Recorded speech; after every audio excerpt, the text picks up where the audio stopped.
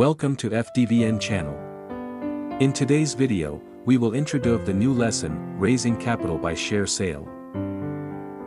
Listen carefully and fill in the blank. How companies raise capital. A company limited by shares may raise capital by borrowing money and through the sale of shares.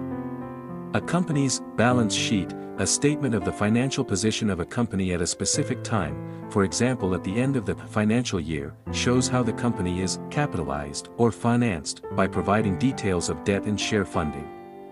Capital refers to the liability of the company to the people who have provided it with finance on a long-term basis. A company is obliged to maintain its share capital in order to protect its creditors, and funds may only be taken from the capital following complex procedural rules. The Articles of Association provide the power to issue shares.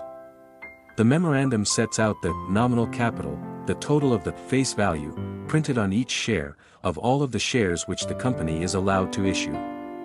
When new shares are created by the company, they are issued, or allotted, to shareholders, that is, they are allocated among applicants who subscribe for shares. A shareholder is a member of the company and holds a share certificate.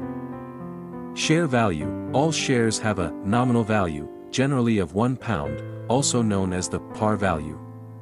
This value is set out in the capital clause of the memorandum. Shares can be issued at a premium, for a sum greater than their nominal value, but they cannot be issued at a discount, less than nominal value.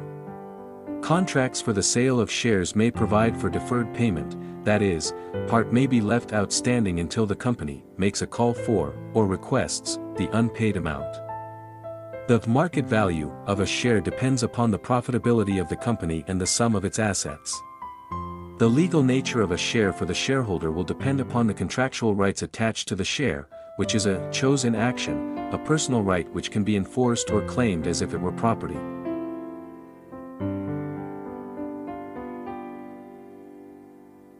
2. Match the two parts of the sentences, then replace the underlined words and phrases with alternative words and phrases from a opposite.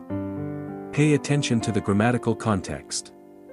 There is more than one possibility for one of the answers. 1. Shares can only be issued. 2. The company articles may allow directors. 3.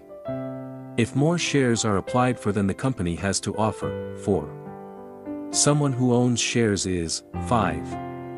The ownership of shares is, a. The company can divide out the shares, b. Known as a shareholder, c. To equal the total face value of all the shares of the company, as set out in the Memorandum of Association, d. Generally evidenced by a receipt, e. To raise capital by selling shares.